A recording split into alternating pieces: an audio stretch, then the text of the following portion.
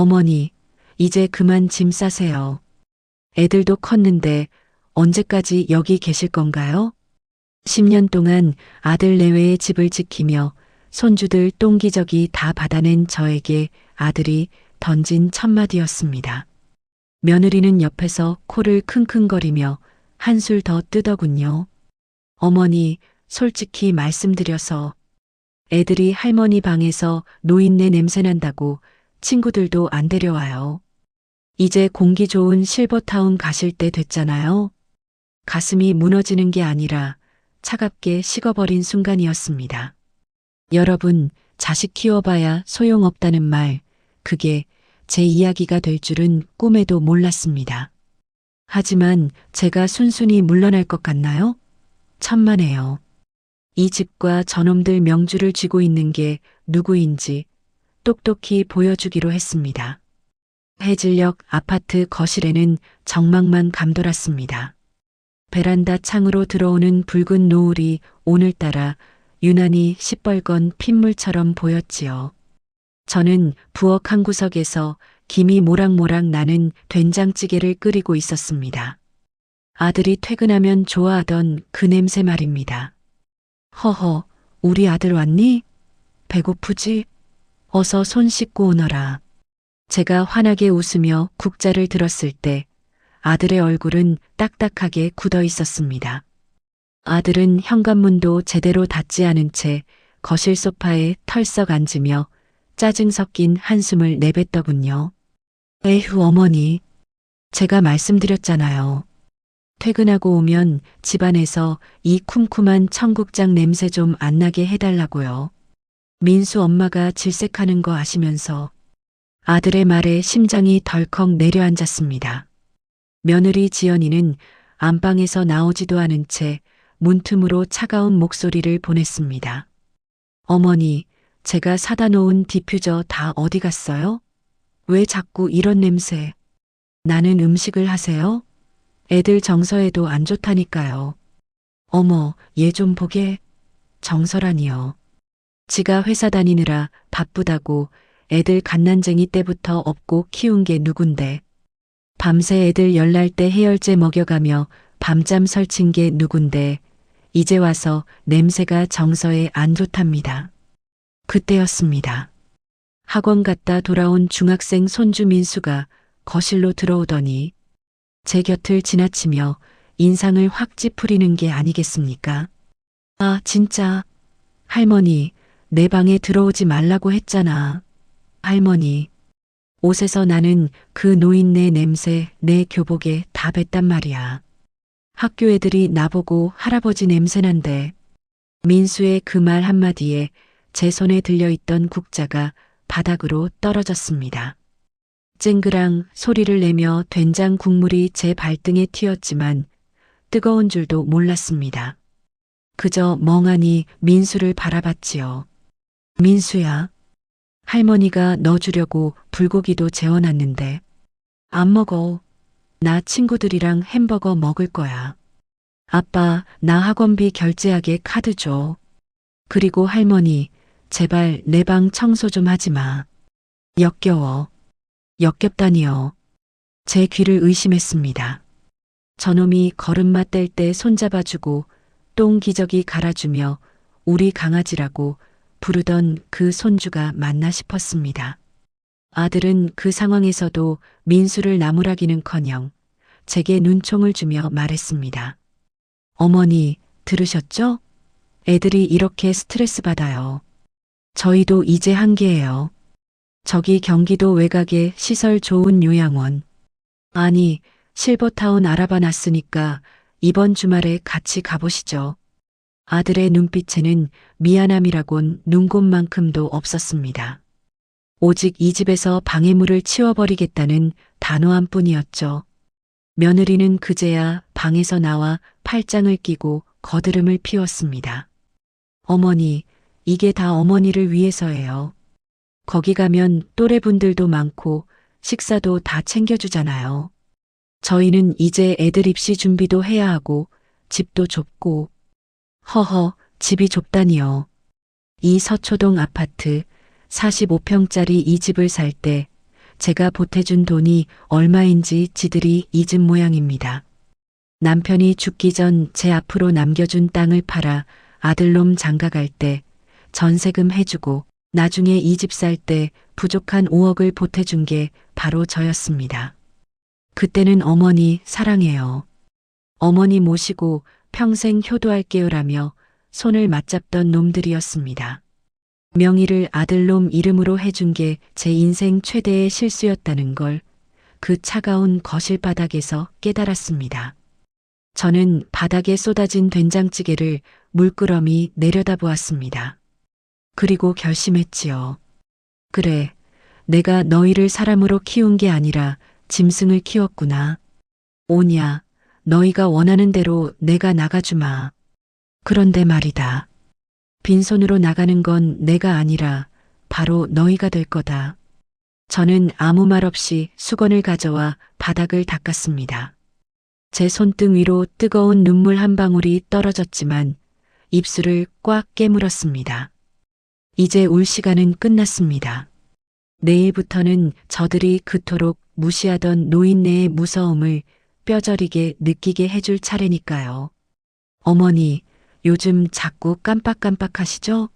어제는 가스불도 안 끄셨다면서요. 며느리의 목소리는 평소보다 지나치게 상냥했습니다. 하지만 그 눈빛은 굶주린 늑대처럼 번들거리고 있었지요. 가스불이라니요? 저는 평생 건망증 한 번 없던 사람입니다. 며느리는 이제 저를 노인네 냄새나는 존재를 넘어 정신 나간 노인으로 만들 작정인 모양입니다. 아들, 나 멀쩡하다. 내가 내 인감도장 위치 물어볼 때도 토씨 하나 안 틀리고 대답해주지 않았니? 제 말에 아들은 고개를 휙 돌리며 외면하더군요. 여러분, 자식이 부모를 요양원에 강제로 집어넣을 때 가장 먼저 쓰는 수법이 뭔지 아십니까? 바로 치매 조작입니다. 하지만 그들이 간과한 게 하나 있어요. 이 할망구의 머릿속에는 그들이 상상도 못할 치밀한 설계도가 그려지고 있다는 사실을요.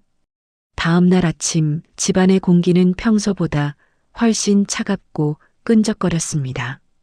아침 일찍 일어난 며느리가 웬일로 정성스럽게 과일을 깎아 거실 탁자에 올려두더군요. 평소엔 제가 차려준 밥상도 고맙다는 말 한마디 없이 먹던 사람이 말입니다. 어머니, 여기 앉아보세요. 민수 아빠랑 상의해봤는데 요즘 어머니 건강이 너무 걱정돼서요. 어제도 혼잣말을 그렇게 하셨다면서요? 며느리 지연이는 제 손을 꼭 잡으며 걱정스러운 표정을 지었습니다. 하지만 그 손은 얼음장처럼 차가웠고 잡힌 제 손목이 부러질 듯 힘이 들어가 있었습니다. 협박이나 다름없는 손길이었죠. 혼잣말? 내가 무슨 말을 했다고 그러니? 아유, 기억도 못 하시는구나. 거봐요, 어머니. 이게 다 증상이라니까요. 그래서 말인데 내일 저희랑 같이 신경정신과 가서 정밀 검사 좀 받아봐요. 저희 아는 분이 원장으로 있는 곳인데 아주 잘 봐주신대요. 말이 검사지 제 발로 걸어 들어가서 판정을 받고 나오라는 소리였습니다. 아는 분이 원장이라니 이미 입을 맞춰 놓았겠지요. 아들놈은 옆에서 핸드폰만 만지작거리며 거들었습니다. 엄마, 지연이 말 들어. 요새 나라에서 치매 등급 나오면 지원금도 많이 나와. 그 돈이면 어머니 가시려는 그 실버타운. 아니, 요양시설도 훨씬 좋은 데로 갈 수 있어. 우리 생각해서 좀 협조해주면 안 돼? 아들의 입에서 지원금 소리가 나오자 가슴 한구석이 칼로 베인 듯 아려왔습니다. 결국 저를 치매 환자로 만들어 나라 돈까지 뜯어내고 그 핑계로 저를 집에서 영영 격리하겠다는 계산이었던 겁니다. 제가 평생 이놈 하나 잘 되라고 시장 바닥에서 생선 비린내 맡으며 번 돈으로 대학 보내고 장가 보내고 이 집까지 사줬는데 말입니다. 허허, 그래. 내가 그렇게 걱정되면 가봐야지. 그런데 지연아, 내가 정신이 가물가물해서 그러는데 안방 장롱 깊숙이 넣어둔 내 통장들이랑 땅 문서 주머니는 잘 있니? 순간 며느리의 눈등이 파르르 떨렸습니다. 아유 어머니, 그런 건 왜 찾으세요? 저희가 다 안전하게 보관하고 있죠. 어머니는 그냥 몸만 편히 계시면 돼요. 그날 밤 저는 자는 척하며 거실에서 새어나오는 그들의 대화를 엿들었습니다. 여보, 내일 원장님한테 확실히 말해뒀지? 등급 높게 나오게 해달라고. 걱정 마. 이미 서류는 대충 다 짜놨어. 그 노인네 내일 병원 가면 자기가 미친 줄 알걸? 등급만 나오면 바로 강원도 쪽 폐쇄병동으로 보내버리자. 그래야 이 집 팔고 우리 상가 사는데 지장이 없지. 아들의 목소리였습니다. 제가 낳고 기른 제 아들의 목소리. 저는 어둠 속에서 입술을 피가 나도록 깨물었습니다. 눈물도 나오지 않더군요. 오직 시퍼런 복수심만이 제 혈관을 타고 흐르는 것 같았습니다. 다음 날 아침 저는 며느리가 주는 정체불명의 약을 먹는 신용만 하고 혀 밑에 숨겼다가 화장실에 뱉어버렸습니다. 그리고 그들이 준비한 병원으로 향하는 차 안에서 저는 품 안에 숨겨둔 녹음기의 버튼을 눌렀습니다. 어머니, 이제 다 왔어요. 가서 선생님이 묻는 말에 대답 잘하세요. 알았죠? 병원 복도는 유난히 길고 어두웠습니다. 하얀 가운을 입은 의사는 며느리와 눈인사를 나누더니 저를 방으로 불렀습니다. 할머니, 성함이 어떻게 되시죠? 오늘이 며칠인가요? 저는 초점 없는 눈으로 의사를 바라보며 아주 느릿느릿하고 어눌한 목소리로 대답했습니다. 글쎄, 이름이 뭐였더라? 오늘이 우리 민수 돌잔치하는 날인가? 의사는 회심의 미소를 지으며 차트에 무언가를 적어 내려갔습니다. 며느리는 옆에서 안타까운 척 연기를 시작했지요. 원장님, 보시다시피 상태가 이래요. 밤마다 벽을 보고 대화를 하시고 물건도 자꾸 숨기세요. 가족들이 도저히 감당이 안 됩니다. 하지만 그들은 몰랐습니다. 제가 대답하는 사이사이 제 시선은 병실 구석에 놓인 의사의 명패와 며느리의 가방 속에 삐져나온 재산 포기 각서 서류를 정확히 스캔하고 있었다는 것을요. 병원을 나오는 길, 며느리는 승리감에 도취해 콧노래를 흥얼거렸습니다. 어머니, 고생하셨어요. 이제 며칠만 기다리면 아주 편안한 곳으로 모셔다 드릴게요. 저는 속으로 대답했습니다. 그래, 지연아. 편안한 곳으로 가야지. 그런데 거기는 내가 아니라 너랑 내 남편이 갈 곳이란다. 너희가 탐내는 이 집, 그리고 내 재산. 단 한 푼도 너희 손에 들어가는 일은 없을 거야. 이제 이 할미가 짜놓은 연극의 2막이 시작될 거니까. 집에 돌아온 저는 그날 저녁 며느리가 외출한 사이 조용히 옷장에 숨겨두었던 낡은 수첩 하나를 꺼냈습니다. 거기엔 제가 10년 전 아들에게 집값을 보태주며 적어두었던 조건부 증여 계약서 사본이 들어 있었습니다. 부모를 성실히 부양하지 않을 시 증여를 무효로 한다는 그 짧은 한 문장이 이제 저들의 목줄을 조일 단두대가 될 것입니다. 사모님, 이 집 금매로 나온 거 맞죠?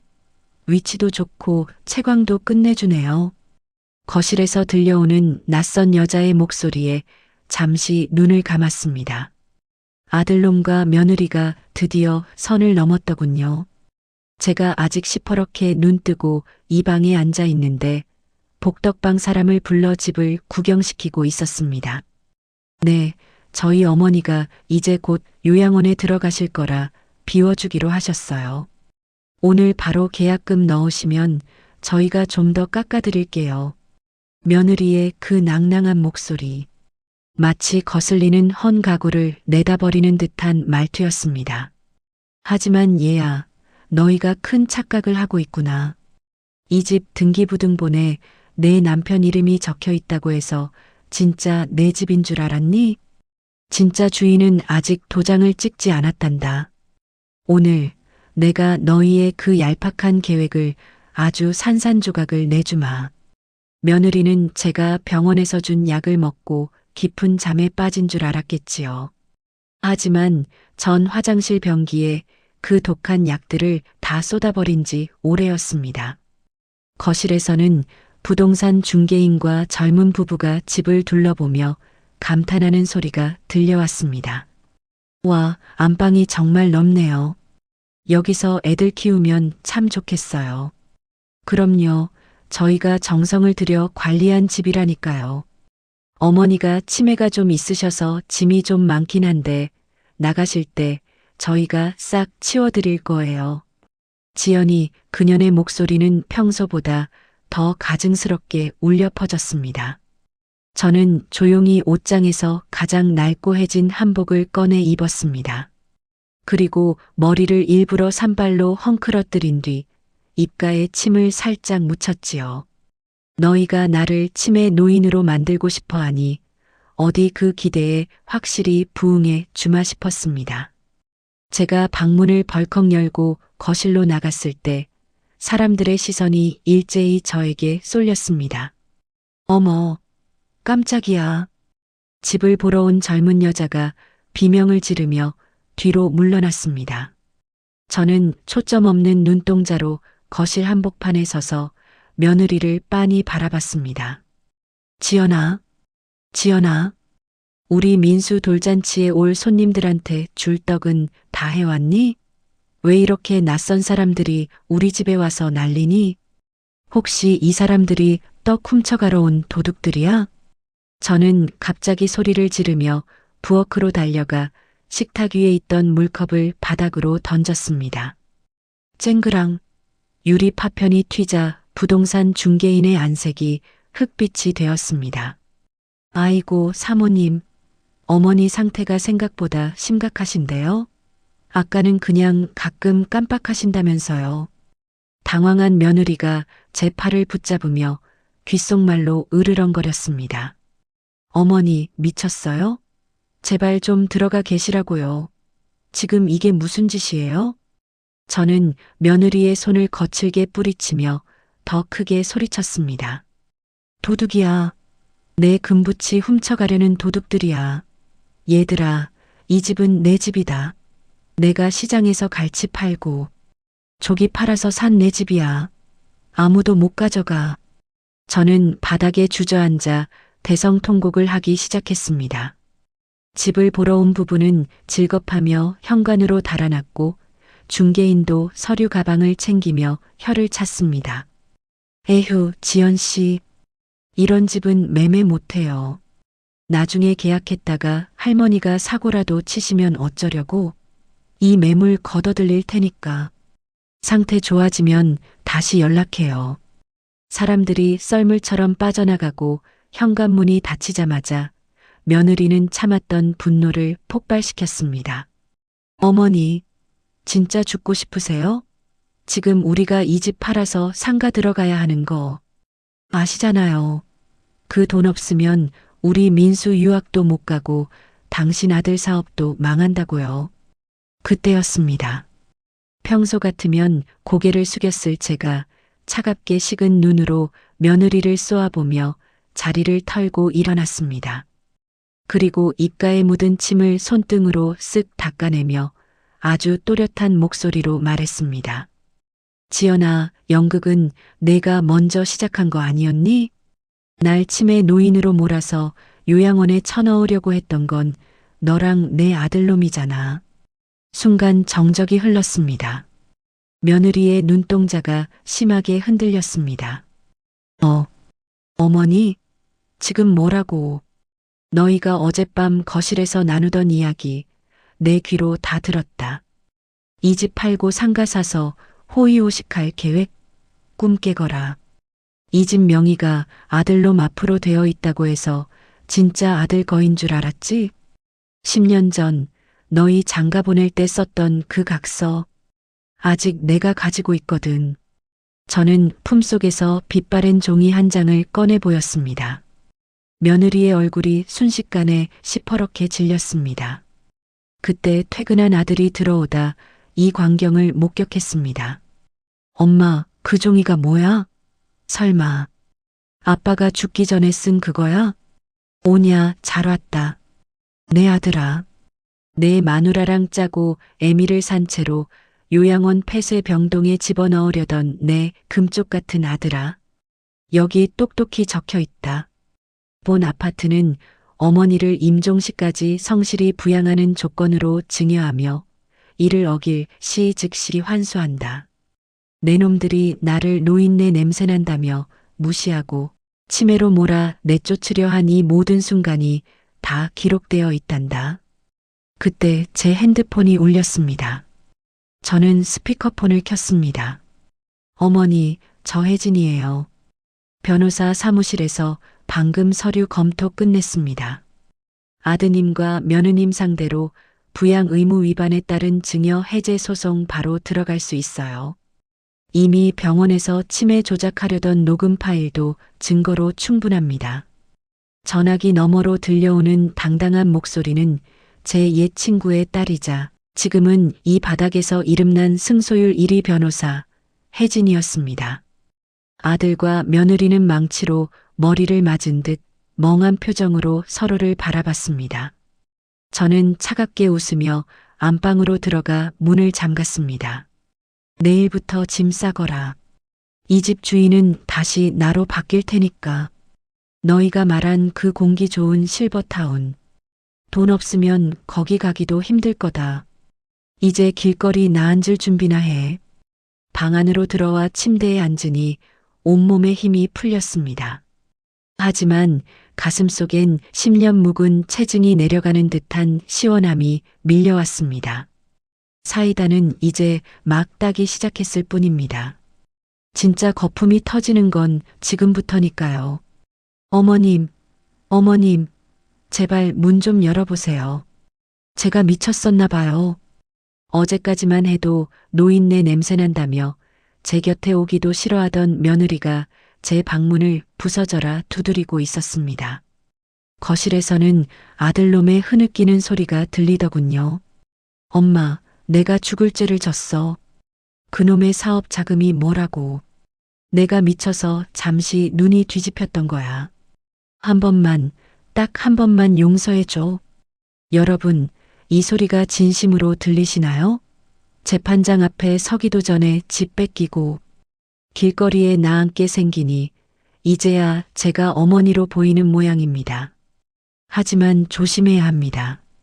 뱀은 궁지에 몰렸을 때 가장 달콤한 소리를 내는 법이니까요. 저는 오늘 이놈들의 가짜 눈물을 아주 값비싼 대가로 치르게 할 생각입니다. 저는 한참 동안 문을 열어주지 않았습니다. 방 안에서 조용히 차 한 잔을 마시며 그들의 비굴한 애원을 감상했지요. 며느리는 문 밖에서 무릎이라도 꿇었는지 옷자락 스치는 소리와 함께 연신 콧물을 훌쩍였습니다. 어머님, 제가 어제는 너무 스트레스를 받아서 정신이 나갔었나 봐요. 민수 입시 때문에 예민해져서 어머님 마음을 그렇게 아프게 한 줄도 모르고 저 진짜 나쁜 년이에요. 제 뺨이라도 때려주세요. 뺨이라니요. 그 고운 얼굴에 손대서 제 손만 더럽힐 일이 있겠습니까? 저는 천천히 문을 열고 나갔습니다. 거실로 나서니 가관도 아니더군요. 아들은 바닥에 머리를 박고 있고 며느리는 눈 화장이 다 번진 채로 제 바짓가랑이를 붙잡으려 달려들었습니다. 허허, 얘들아. 갑자기 왜들 그러니? 나 치매라면서. 정신 나간 노인네가 하는 소리를 뭐 그리 귀담아 듣고 그래. 제 비아냥의 아들이 고개를 번쩍 들었습니다. 눈이 시뻘겋게 충혈된 게 밤새 재산 뺏길 걱정에 잠 한 숨 못 잔 모양이었습니다. 엄마, 변호사한테 연락해서 소송 좀 취하해줘. 응? 우리 진짜 갈 데 없어. 이 집 팔아서 상가잔금 치러야 하는데 지금 소송 걸리면 나 바로 파산이야. 엄마 손주 민수는 어떡하고. 역시나였습니다. 끝까지 제 걱정은 없더군요. 오로지 제 놈들 파산하는 것, 제 자식 공부시키는 것 뿐이었습니다. 저는 속으로 차가운 실소를 터뜨렸지만 겉으로는 아주 자애로운 표정을 지어 보였습니다. 고단수 여우를 잡으려면 저도 여우가 되어야 하니까요. 그래. 자식이 죽겠다는데 애미 마음이 오죽하겠니? 나도 밤새 한숨도 못 잤다. 내가 너를 어떻게 키웠는데 우리가 어쩌다 이렇게 됐을까? 제가 눈가를 훔치는 신용을 하자 며느리의 눈에 생기가 확 돌았습니다. 아싸, 넘어왔다 싶었겠지요. 어머님, 역시 우리 어머님밖에 없어요. 저희가 앞으로 정말 잘할게요. 오늘 당장 저기 호텔 뷔페 가서 맛있는 것도 먹고 어머니 좋아하시는 옷도 사러 가요. 예. 그래. 좋다. 그런데 지연아, 내가 너희를 다시 믿으려면 증표가 하나 필요하겠구나. 며느리가 침을 꿀꺽 삼키며 물었습니다. 증표요? 뭐든 말씀만 하세요. 내 이름으로 된 적금 통장 하나 있지 않니? 민수 유학 자금이라고 모아둔 거. 그거 일단 내 앞으로 돌려놓으렴. 그리고 아들, 내 사업체 지분 중에 일부도 내 명의로 넘겨라. 너희가 나를 진짜 부모로 생각한다면 나중에 내가 죽을 때 다 너희 거 될 텐데 미리 나한테 맡겨놓는 게 뭐가 어렵겠니? 그래야 나도 소송 취하할 명분이 서지 않겠니? 순간 거실에 정적이 흘렀습니다. 며느리의 눈동자가 좌우로 거세게 흔들렸고 아들은 입을 벌린 채 얼어붙었습니다. 돈 앞에서는 효심도 1초 만에 바닥나는 법이지요. 어머니, 그건 좀 너무 갑작스러운데 민수 학원비도 내야 하고. 아, 그러니? 그럼 할 수 없지. 혜진아, 변호사 사무실에 전화 좀 걸어야겠다. 서류 접수 빨리 서두르라고. 제가 핸드폰을 집어들자 며느리가 비명을 지르며 제 손을 낚아챘습니다. 아니에요. 어머니, 드릴게요. 드릴게요. 어차피 나중에 저희 다 주실 거잖아요. 지금 어머니 명의로 옮겨 놓을게요. 그날 오후 저는 아들 내외를 데리고 공증 사무실로 향했습니다. 며느리의 적금 2억 원과 아들 사업체의 지분 30%를 저에게 양도한다는 서류에 도장을 찍게 했지요. 그들의 손이 부들부들 떨리는 것을 보며 저는 속으로 쾌재를 불렀습니다. 하지만 여러분, 제가 이 돈을 탐내서 이랬을까요? 아닙니다. 이건 시작에 불과합니다. 놈들이 제게서 앗아가려 했던 평생의 안식처에 대한 보증금을 미리 받아둔 것뿐이지요. 집으로 돌아오는 길, 며느리는 억지로 웃으며 제 팔짱을 꼈습니다. 어머니, 이제 마음 풀리셨죠? 오늘 저녁은 제가 진짜 맛있는 거 해드릴게요. 저는 웃으며 대답했습니다. 오냐, 고맙구나. 그런데 지연아, 아까 병원에서 연락 왔더라. 내 치매 검사 결과가 나왔다는데. 같이 가서 들어볼래? 며느리의 안색이 다시금 창백해졌습니다. 지들이 조작해 놓은 결과가 자기들의 발목을 잡을 줄은 꿈에도 몰랐겠지요. 저는 그날 밤 혜진이에게 문자를 보냈습니다. 쥐새끼들이 미끼를 물었어. 이제 덫을 닫을 시간이야. 다음 주에 예정대로 진행해. 여러분, 부모 자식 간에 돈으로 장난치는 거 아니라고들 하시죠? 하지만 부모를 버리려던 자식에게는 돈만큼 무서운 매가 없습니다. 저는 지금 이놈들에게 가장 고통스러운 벌을 주는 중입니다. 바로 희망이라는 고문을 주는 것이죠. 곧 가질 수 있을 거라 믿게 한 뒤 눈앞에서 사라지게 만드는 것 말입니다. 의사 선생님, 확실한 거죠? 우리 어머니 중증 치매 맞죠? 며느리의 목소리에는 숨길 수 없는 희열이 서려 있었습니다. 병원 진료실 안 의사가 내민 하얀 종이 한 장에 제 운명이 적혀 있었습니다. 알츠하이머형 치매, 일상생활 불가. 며느리는 그 종이를 받자마자 제 팔을 낚아채며 말하더군요. 어머니, 들으셨죠? 이제 어머니는 혼자 아무것도 못하세요. 저희가 준비한 안전한 곳으로 오늘 바로 가셔야겠어요. 여러분, 보셨습니까? 오전에 제 앞에서 무릎 꿇고 용서를 빌던 그 눈물이 채 마르기도 전입니다. 확정 판정이 나오자마자 본색을 드러낸 것이죠. 하지만 지연아, 내가 그 원장한테 준 돈봉투가 지금 어디 있는지 아니? 오늘 이 진료실 문을 열고 들어올 사람은 내가 부른 사설 구급차가 아니라 수갑을 찬 경찰이란다. 병원 원장의 방은 고요했습니다. 원장은 안경을 치켰으며 짐짓 심각한 표정으로 며느리에게 서류를 건넸습니다. 네, 보호자님. 검사 결과가 아주 안 좋습니다. 인지 능력이 거의 유아 수준으로 떨어지셨어요. 당장 입원 치료가 시급합니다. 마침 저희 병원과 연계된 요양원이 강화도 쪽에 있는데 아주 프라이빗하고 외부와 차단이 확실하죠. 외부와 차단이 확실하다는 말에 며느리의 입꼬리가 파르르 떨리며 올라갔습니다. 저를 세상에서 지워버리겠다는 뜻이었지요. 아들놈은 옆에서 고개를 푹 숙인 채 아무 말도 하지 않았습니다. 그 침묵이 제 가슴에 대못을 박았지만 이제는 아프지도 않았습니다. 여보, 뭐해? 어서 사인해. 어머니를 위해서라잖아. 며느리가 아들의 손에 펜을 쥐어주던 그 순간이었습니다.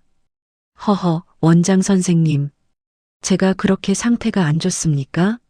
제 눈에는 선생님 책상 밑에 있는 그 검은색 서류 가방이 더 상태가 안 좋아 보이는데 말이죠. 제 목소리가 평소와 다르게 너무나도 또렷하고 서늘하게 울려 퍼지자 방 안의 모든 사람이 얼어붙었습니다. 어머니, 갑자기 왜 그러세요? 정신 차리세요. 며느리가 당황하며 제 어깨를 흔들려 할 때 진료실 문이 거칠게 열렸습니다. 강남경찰서 경제범죄수사팀입니다. 김 원장님, 의료법 위반 및 허위 진단서 작성 혐의로 체포합니다. 박지연 씨, 당신도 증거인멸 및 감금 공모 혐의로 임의 동행해 주셔야겠습니다. 혜진이가 대동한 경찰들이 들이닥쳤습니다. 원장의 얼굴은 순식간에 흑빛이 되었고 며느리는 비명을 지르며 뒤로 자빠졌습니다. 이게 무슨... 아니에요. 우린 그냥 검사 받으러 온 거라고요. 저 노인네가 진짜 치매라니까요. 혜진이가 당당하게 걸어 들어와 며느리의 코앞에 태블릿 PC 한 대를 들이밀었습니다. 화면 속에는 어제 저녁 며느리가 이 병원 뒷골목에서 원장을 만나 두툼한 봉투를 건네는 장면이 고스란히 찍혀 있었습니다. 제가 미리 혜진이에게 부탁해 붙여둔 사람들의 솜씨였지요. 박지연 씨, 본인이 직접 말했죠? 아무도 모르는 곳으로 치워달라고. 그 녹취록까지 다 확보했습니다.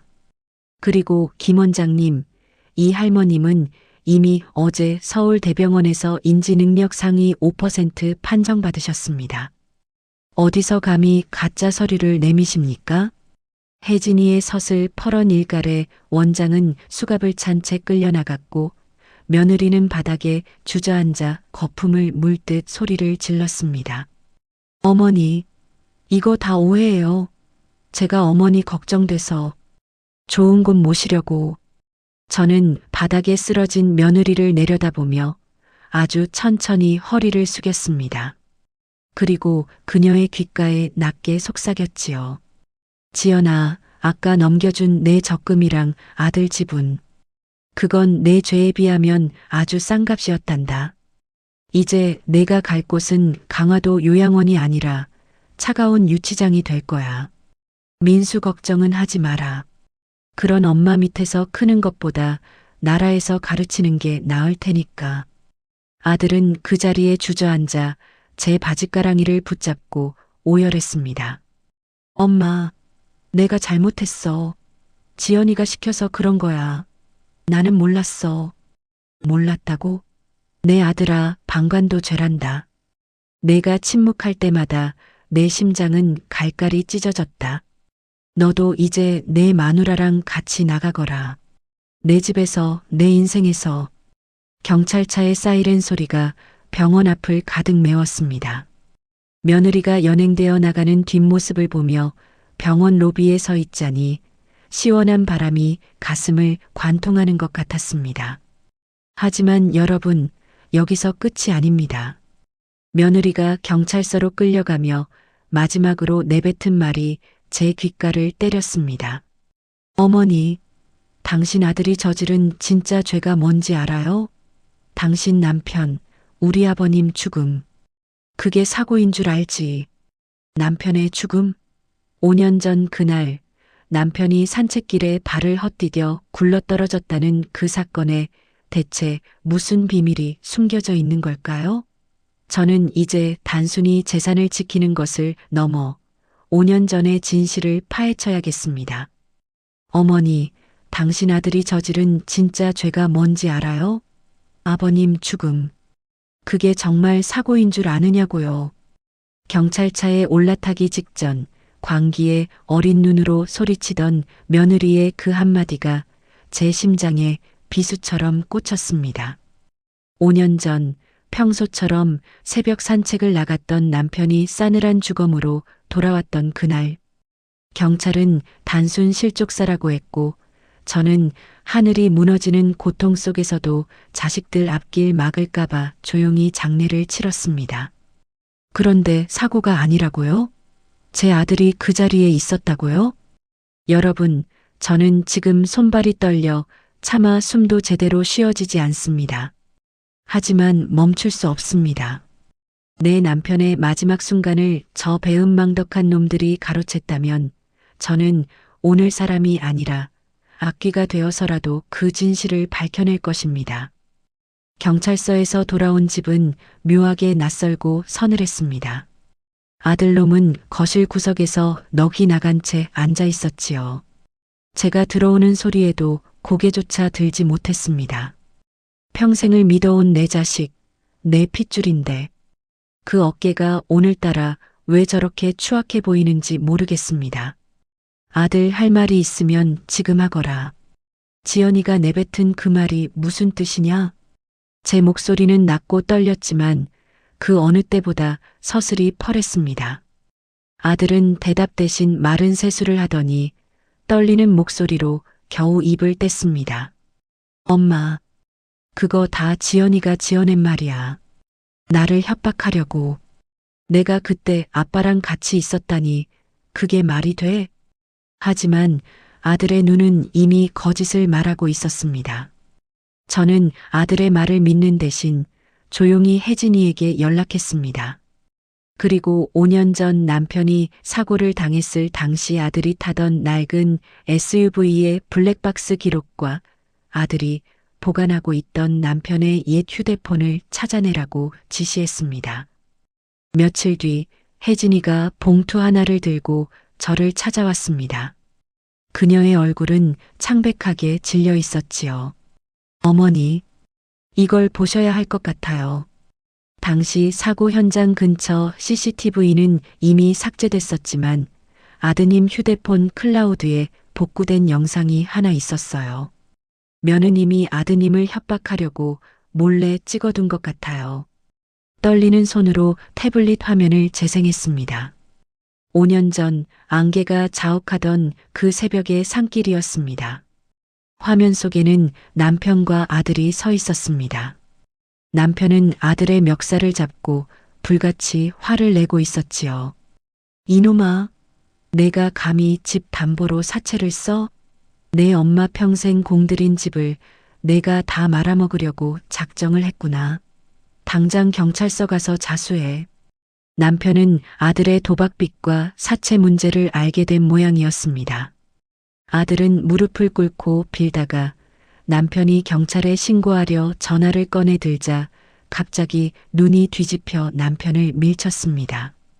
남편은 가파른 경사로 밀려났고 바위 모서리에 머리를 부딪히며 아래로 굴러떨어졌습니다. 더 충격적인 것은 그 다음이었습니다. 쓰러진 아버지를 보고 아들은 구급차를 부르려 했지만 뒤따라 올라온 며느리 지연이가 아들의 팔을 붙잡았습니다. 오빠, 정신 차려. 지금 신고하면 오빠 인생 끝이야.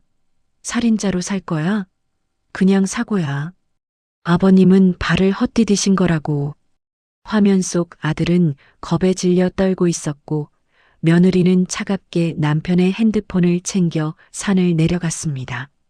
그들은 쓰러진 아버지를 방치한 채 차가운 산속에서 남편이 서서히 식어가는 것을 지켜만 보았던 것입니다. 영상을 다 본 저는 비명조차 나오지 않았습니다. 입술을 깨물어 피가 흐르는 줄도 모르고 태블릿 화면을 손톱이 깨지도록 긁어댔습니다. 내 아들이, 내 남편을. 가슴 밑바닥에서부터 짐승 같은 울음소리가 터져나왔습니다. 제가 그토록 사랑했던 아들이, 제가 평생을 의지했던 남편의 숨통을 끊어놓고도 5년 동안 제 앞에서 효자인 척, 선량한 척 웃고 살았던 것입니다. 저는 거실로 뛰어나가 아들놈의 뺨을 사정없이 후려쳤습니다. 이 짐승보다 못한 놈아. 내 아버지가 너를 어떻게 키웠는데 내가 어떻게 그럴 수가 있어. 아들은 바닥에 나뒹굴며 제 발등을 붙잡고 빌었습니다. 엄마, 일부러 그런 게 아니야. 그냥 사고였어. 지연이가 그렇게 하자고 해서. 닥쳐라. 지연이가 시켰다고. 내 손으로 내 아비를 밀치고 죽어가는 사람을 두고 내려온 게 내 놈이다. 5년 동안 내 옆에서 밥을 처먹으면서 아비 생각에 잠이 오더냐? 저는 그 자리에서 112를 눌렀습니다.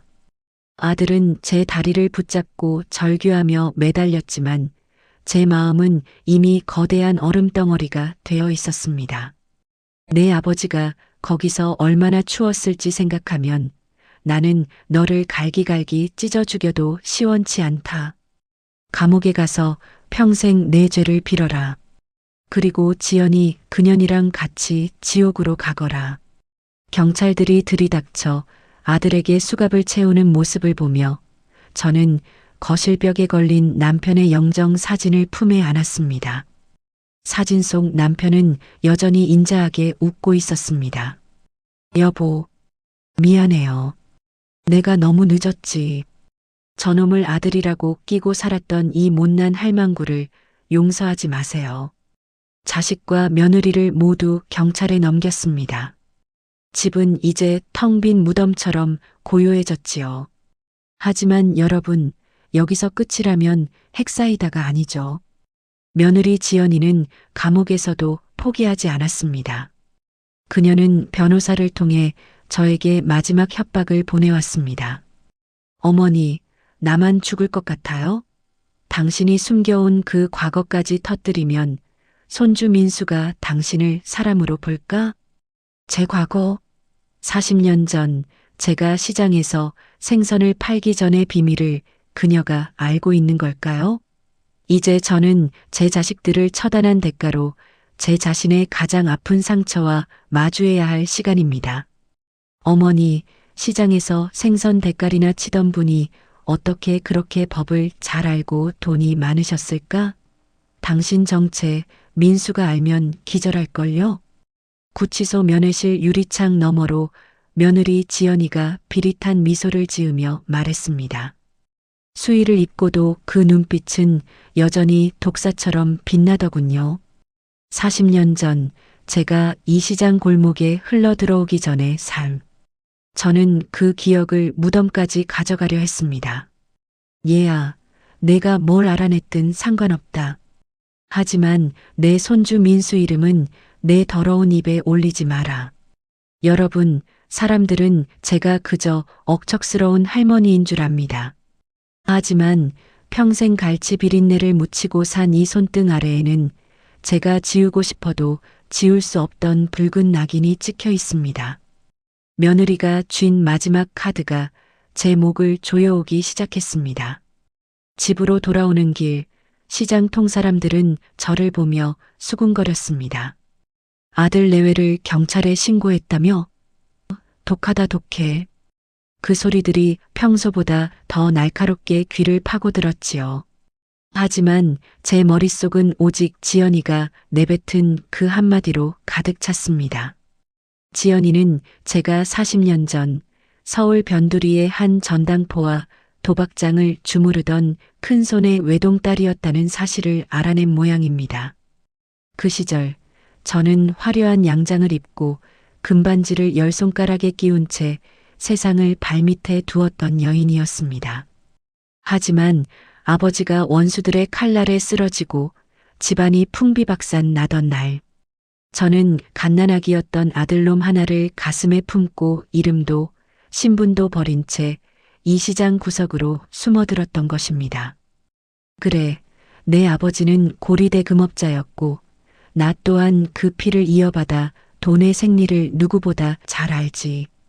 그래서 아들놈 장가 보낼 때 그 치밀한 효도 계약서를 썼던 것이고, 그런데 지연이가 어떻게 그 과거를 알았을까요? 저는 혜진이에게 급히 연락했습니다. 혜진아, 지연이가 내 뒷조사를 한 것 같다. 내 옛 기록들을 들춰본 모양이야. 혹시 그년이 내 아버지가 연루됐던 그 사건까지 캐낸 건 아니겠지? 어머니, 진정하세요. 며느님이 당시 사건의 생존자 중 한 명과 연락이 닿은 것 같아요.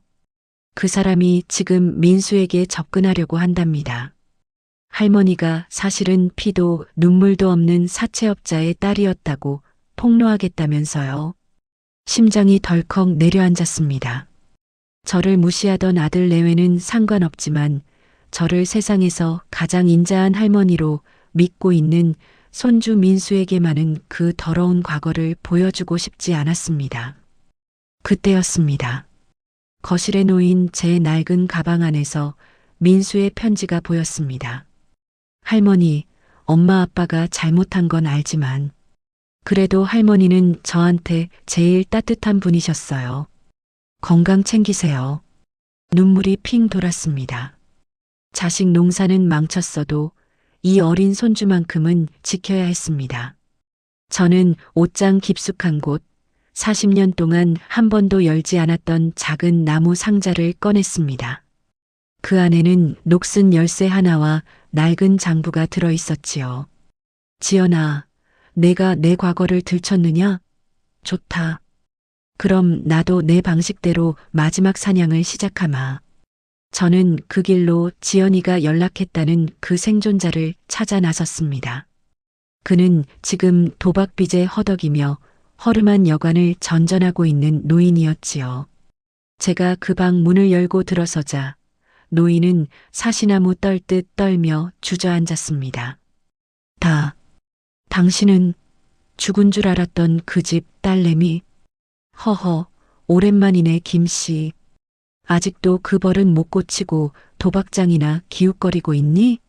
내가 내 며느리랑 짜고 내 손주한테 헛소리를 하려고 했다며? 저는 장부를 노인의 코앞에 던졌습니다. 이 장부 기억나니? 내가 내 아버지한테 빌려간 돈, 복리로 계산하면 지금 이 여관 건물 10채를 사도 모자라더구나. 그리고 40년 전 우리 아버지를 밀고 한 게 너라는 증거. 여기 다 적혀 있어. 노인은 바닥에 머리를 찌우며 빌었습니다. 살려주쇼. 그저 그 젊은 여편네가 돈을 준다기에. 살려주는 건 내 마음이지. 대신 조건이 있다. 내일 당장 구치소로 가서 내 며느리를 만나거라. 그리고 전해주렴. 내가 알고 있는 모든 과거는 가짜고 만약 한 번만 더 내 이름을 입에 올리면 내 아들, 딸들의 안위도 보장 못한다고 말이야. 저는 싸늘하게 웃으며 방을 나왔습니다. 과거를 지우기 위해 시장 골목에서 40년을 죽은 듯 살았지만 필요하다면 다시 그 큰손의 딸로 돌아갈 준비가 되어 있었습니다. 오직 내 소중한 손주를 지키기 위해서라면 말이지요. 집으로 돌아온 저는 가장 먼저 아들놈의 방으로 향했습니다. 지연이와 짜고 제 숨통을 조이려던 흔적들이 가득한 그 방. 저는 그 방에 있는 아들의 명품 옷가지와 시계들을 죄다 거실로 끄집어냈습니다. 그리고는 커다란 쓰레기 봉투에 가차없이 쑤셔 넣었지요. 허허, 주인 없는 물건들이 참으로 화려하기도 하구나. 제 압이 피눈물로 산 것들인 줄도 모르고. 그때 감옥에 있는 아들의 국선 변호사로부터 전화가 왔습니다. 아들이 구치소에서 밤마다 헛것을 보며 발작을 일으킨다는 소식이었습니다. 아버지가 산길에서 자기를 부른다며 제발 살려달라고 벽에 머리를 들이받는다는군요. 어머니, 아드님 상태가 심각합니다. 정신감정을 신청해야 할 것 같아요. 변호사 양반, 죄를 지었으면 벌을 받는 게 이치지. 미쳤다고 봐주는 게 어디 있겠소? 내 아들은 아주 멀쩡합니다. 그저 제 양심이 내는 비명소리를 듣고 있는 것뿐이니 신경 쓰지 마죠. 전화를 끊고 나니 가슴 한구석이 서늘하면서도 기묘한 평온함이 찾아왔습니다. 자식을 제 손으로 지옥에 밀어넣은 어미의 심정이 어떠냐고요? 찢어지다 못해 가루가 되어 사라진 지 오래입니다. 이제 남은 건 오직 정리뿐입니다. 저는 혜진이를 불러 이 집과 제가 가진 모든 땅 그리고 며느리에게서 환수한 적금과 아들의 지분을 모두 처분해 달라고 했습니다. 어머니, 이 집까지요? 그럼 사모님은 어디서 지내시려고요? 혜진아, 이 할망구가 40년 동안 생선 비린내 맡으며 깨달은 게 하나 있다. 돈은 움켜쥐고 있을 때가 아니라 가장 필요한 곳에 흩뿌릴 때 진짜 힘을 발휘한다는 걸 말이야. 저는 그 막대한 자금을 모아 황혼의 집 복지재단을 설립하기로 했습니다. 자식들에게 버림받고 갈 곳 없는 노인들이 제 집처럼 편히 쉴 수 있는 곳, 그리고 저처럼 자식의 배신에 눈물 흘리는 부모들이 법적으로 보호받을 수 있는 상감소를 만들기로 한 것이지요. 재단 설립 소식이 신문에 대대적으로 보도되자 구치소에 있던 며느리는 마지막 희망의 끈이 끊어졌음을 깨달았습니다. 재산이 모두 사회로 환원되면 그녀가 출소 후에 손에 쥘 수 있는 건 단돈 10원도 없게 되니까요. 며칠 뒤 지연이가 보낸 마지막 서신이 도착했습니다. 어머니, 항소 포기하겠습니다. 민수만, 우리 민수만 잘 키워주세요. 제가 죽을 죄를 졌습니다. 편지를 읽고 저는 허공을 향해 긴 한숨을 내뱉었습니다. 오냐, 이제야 사람이 되었구나. 하지만 용서는 내가 하는 게 아니라 하늘에 계신 내 시아버지가 하실 일이다. 할머니, 좋은 일 하신다기에 구경 왔는데 이 건물 바닥에 깔린 돈, 사실 우리 아버지 피눈물 아닌가요? 재단 설립을 코앞에 둔 어느 날 제 사무실로 불쑥 찾아온 30 중반의 사내. 번듯한 정장을 입고 웃고 있었지만 그 눈매는 40년 전 제 아버지를 사지로 몰았던 그 배신자의 눈과 똑 닮아 있었습니다. 허허, 젊은 양반. 번지수를 잘못 찾았네. 여기는 갈 곳 없는 노인들 쉼터지 도둑놈들 소굴이 아니야. 여러분, 인생 참 얄궂지요?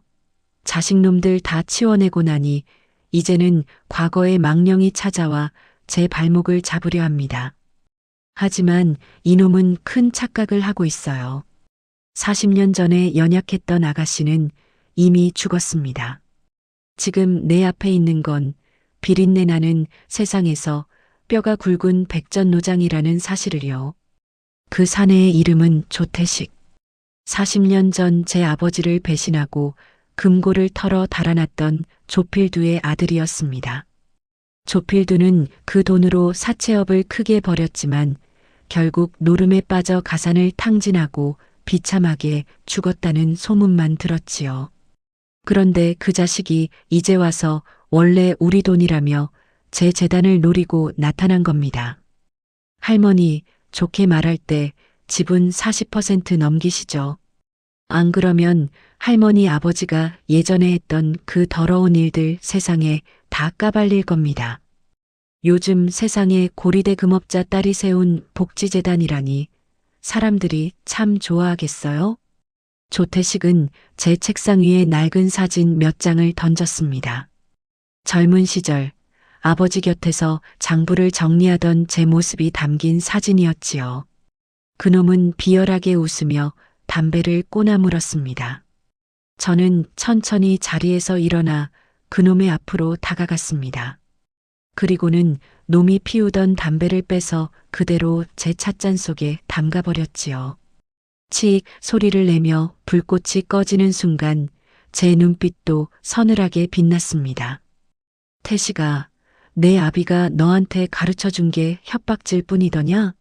내 아비 필두는 내 손에 죽을 뻔했을 때 내 바짓가랑이를 붙잡고 빌었단다. 자식놈은 살려달라고 말이야. 뭐라고?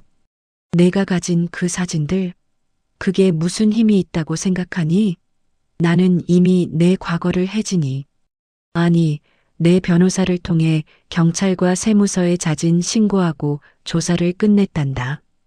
40년 전의 일은 이미 공소시효도 지났고 내 아버지가 남긴 돈 중 세금 안 낸 부분은 이번 재단 설립하면서 징벌적 세금으로 다 납부하기로 했어. 나는 이제 부끄러울 게 하나도 없단다. 조태식의 얼굴이 험악하게 일그러졌습니다. 이 할망구가 진짜 죽고 싶어?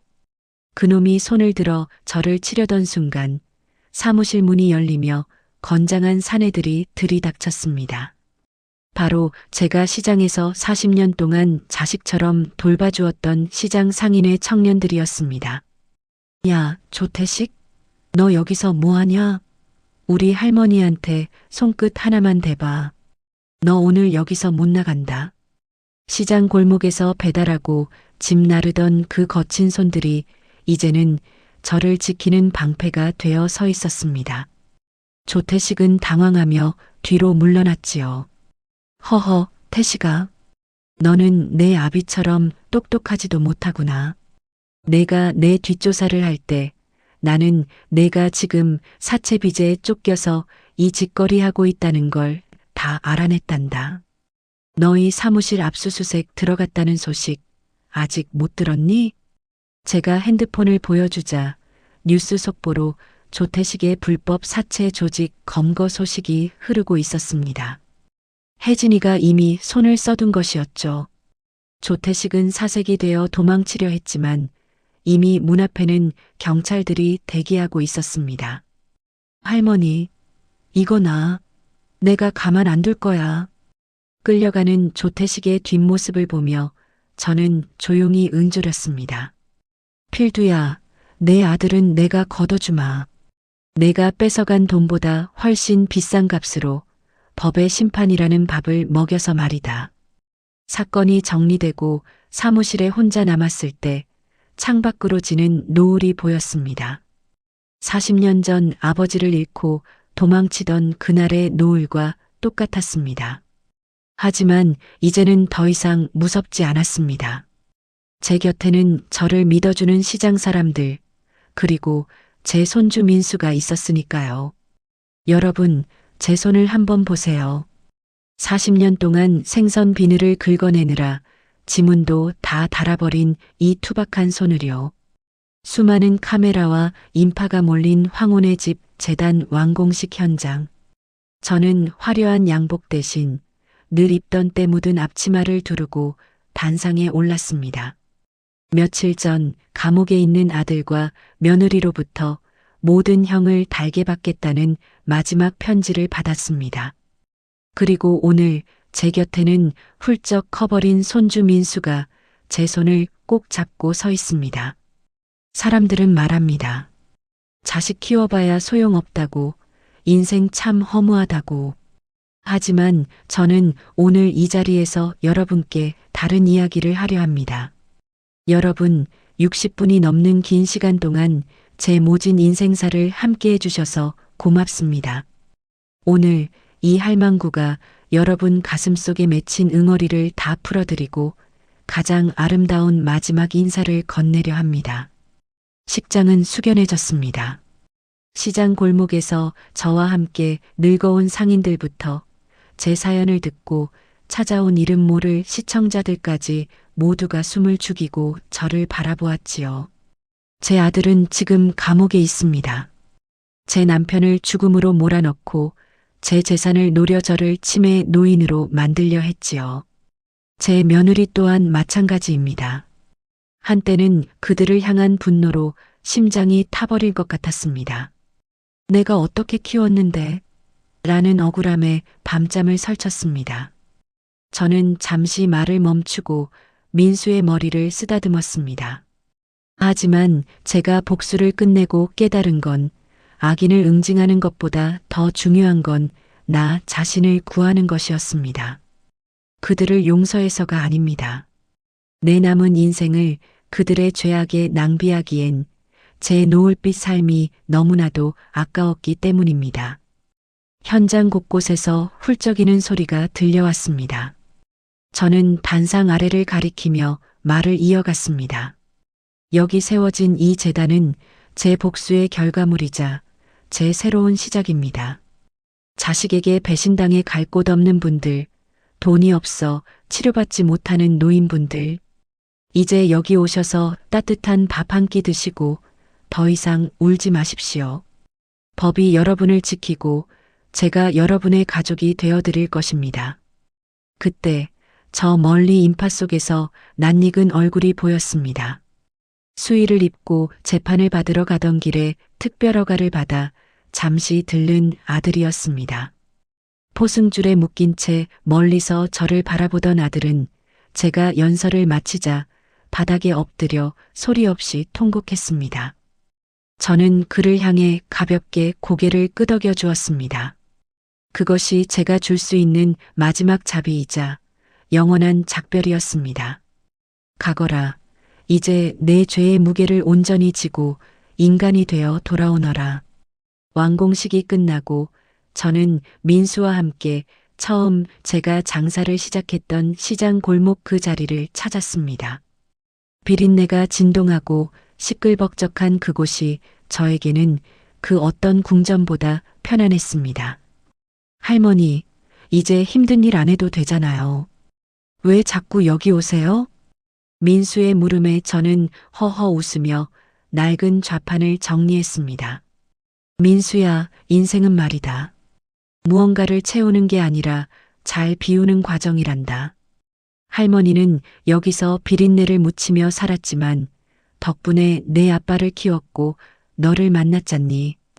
이제 할머니는 이 비린내를 씻어내고 내가 그리는 깨끗한 도화지 같은 세상을 응원하며 살 거란다. 저는 시장 사람들에게 제 남은 생선들을 나누어 주고 40년 동안 정들었던 앞치마를 조용히 개어 좌판 위에 놓았습니다. 그리고는 민수의 손을 잡고 시장 골목을 걸어 나왔습니다. 등 뒤로 지는 해가 제 그림자를 길게 늘어뜨렸고 그 길은 마치 금빛 비단길처럼 눈부시게 빛났습니다.